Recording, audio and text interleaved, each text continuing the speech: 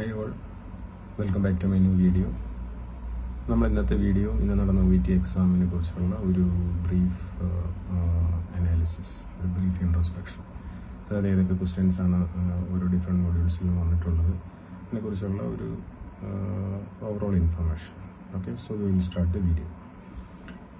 So first നമ്മുടെ റീഡിങ്ങിലേക്ക് വരികയാണെന്നുണ്ടെങ്കിൽ കഴിഞ്ഞ എക്സാമിന്, അതായത് 13th of Jan ചോദിച്ച ഒരു സെയിം ടോപ്പിക് തന്നെയാണ് വന്നത്. അതായത് എപ്പിലിപ്സിയെ കുറിച്ചുള്ളതാണ്. പക്ഷേ അതിൻ്റെ ഒരു പാറ്റേൺ ഡിഫറെൻ്റ് ആണ് ഇത്തവണ വന്നത്.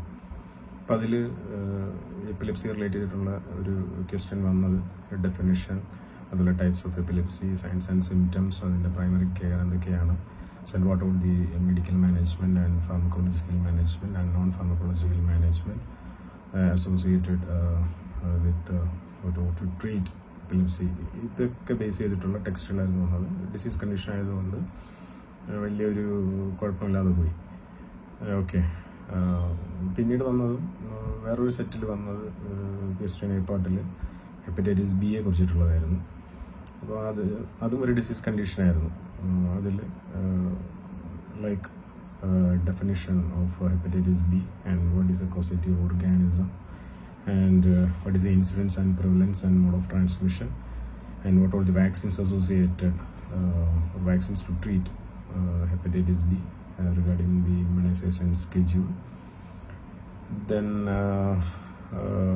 test to identify, to confirm diagnosis, like hepatitis B surface antigen like HBsAg test, card test. Then the treatment or the prophylaxis like immunosuppressant therapy regarding the treatment. ഇത്രയും ഉള്ള ഒരു ടോപ്പിക്സ് ആയിരുന്നു hepatitis B ആയിട്ട് associate ചെയ്ത് different ടെക്സ്റ്റിൽ ഉൾക്കൊള്ളിച്ചിട്ടുണ്ടായിരുന്നത്. പിന്നെ ഇത് normally B പാർട്ടിൽ നമ്മൾ കാണുന്ന പോലത്തെ തന്നെ ജിസ്റ്റ് ടൈപ്പ് ഓഫ് ക്വസ്റ്റ്യൻസ്, അതുപോലെ നോർമലി ഇമെയിൽസ്, നോർമലി കാണുന്ന എല്ലാ ക്വസ്റ്റ്യൻസും ചോദിച്ചിട്ടുണ്ടായിരുന്നു. അതുപോലെ സി പാർട്ടിൽ വന്ന റിസർച്ച് ടൈപ്പ് ക്വസ്റ്റ്യൻസിൻ്റെ ഒരു topic എന്താണെന്ന് വെച്ചിട്ടുണ്ടെങ്കിൽ dementia in patients, then recent introduction in the field of asthma treatment methodology, പിന്നീട് വന്നൊരു ഹിപ്പ് റീപ്ലേസ്മെൻറ്റ് സർജറി ആയിട്ട് റിലേറ്റ് ചെയ്തിട്ടുള്ള ഒരു ടോപ്പിക്, പിന്നെ മമ്മർ വാക്സിനേഷൻ ഇൻ UK ഇതുമായിട്ട് അസോസിയേറ്റ് ചെയ്തിട്ടുള്ള കുറച്ച് റിസർച്ച് ടോപ്പിക്സും സി പാർട്ടിൽ വന്നിട്ടുണ്ടായിരുന്നു. ഓക്കെ, അപ്പോൾ ഇതൊക്കെയായിരുന്നു റീഡിങ്ങിൽ വന്നിട്ടുണ്ടായിരുന്നത്. ഇനി ലിസണിങ്ങിലേക്ക് പോകുകയാണെന്നുണ്ടെങ്കിൽ ലിസണിങ്ങിൽ ഒരു ഡിഫറെൻറ്റ് സെറ്റ് ഓഫ് ക്വസ്റ്റ്യൻസ് വന്നിട്ടുണ്ടായിരുന്നു. ലിസണിങ്ങിൽ വന്നത് എ പാർട്ടിൽ നമ്മൾ സാധാരണ കാണുന്ന പോലെ തന്നെ ന്യൂറോളജിസ്റ്റിൻ്റെ ഒരു ടോക്ക് ഉണ്ടായിരുന്നു. അതുപോലെ എൻഡോക്രൈനോളജിസ്റ്റിൻ്റെ ടോക്ക്, അതുപോലെ ഓൺകോളജിസ്റ്റിൻ്റെ ടോക്ക് ഉണ്ടായിരുന്നു, ഗ്യാസ്ട്രോഎൻട്രോളജിസ്റ്റിൻ്റെ ടോക്ക് ഉണ്ടായിരുന്നു, നെഫ്രോളജിസ്റ്റിൻ്റെ ടോക്ക് ഉണ്ടായിരുന്നു. അപ്പോൾ ഇതുമായിട്ട് റിലേറ്റ് ചെയ്തിട്ടുള്ള ക്വസ്റ്റ്യൻസൊക്കെയാണ് ലിസണിങ്ങിൽ വന്നിട്ടുണ്ടായിരുന്നത്. പിന്നീട് റൈറ്റിങ്ങിലേക്ക് വരികയാണെന്നുണ്ടെങ്കിൽ 2 ലെറ്റർ ചോദിച്ചത്, രണ്ടും നോൺ കേസ് തന്നെയായിരുന്നു. 2 GP എഴുതേണ്ട കേസാണ്. ഓൾമോസ്റ്റ് സിമിലർ കേസ് തന്നെയായിരുന്നു പേഷ്യൻറ്റിന്, ലൈക്ക് സം ചേഞ്ചസ്. അപ്പോൾ ഫസ്റ്റിൽ you are a nurse practitioner. Okay, so you are doing a home visit for a patient like James or something like that. So the patient have a history of wound laceration about 4 centimeter. So you are visiting this patient for regular wound dressing. So during the first visit on the date of 26th of 12th 2023, you are checking the wound. So the wound appears white and in a state of healing.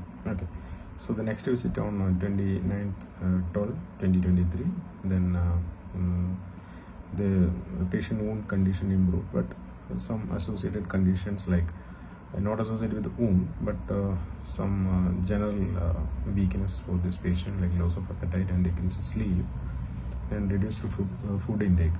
ഇങ്ങനെയുള്ള പ്രശ്നങ്ങളൊക്കെ patient ഉണ്ടാകുന്നു. പിന്നീട് ഒന്ന് third visit വന്നത് 7th Jan 2024. Patient wound better ആണ്, patient CHS ഒക്കെ remove ചെയ്യുന്നുണ്ട്, patient condition improving ആണ്. സോ ബട്ട് വേറൊരു പ്രോബ്ലം അതിനകത്ത് പറയുന്നത് patient mental status is altered. So some psychological issues is having for this patient, like probably patient ഒരു history പറയുന്നത് like recent death of the sister. The patient ഒരു next of kin ആണ് sister, patient നോക്കിക്കൊണ്ടിരുന്ന ആളാണ്. So the death caused by death associated with these symptoms. The patient developed some mood changes and the patient appeared undressed and decreased food intake. So you are suspecting this patient having some psychological problems, like you are suspecting depression for this patient. So you are writing a letter to the GP that patient is having such and such problems, patient depression under. So you have to so you are writing this patient letter to GP for further assessment, and when further assessment വേണ്ടിയിട്ട് patient refer ചെയ്യുന്ന ഒരു non case letter. പിന്നീട് വന്നത് ഒരു family GP എഴുതേണ്ട ഒരു ലെറ്ററാണ്.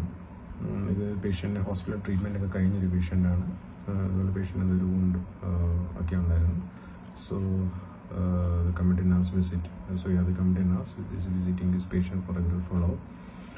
The patient current problem is patient have dysphagia on the or some difficulty in swallowing the food.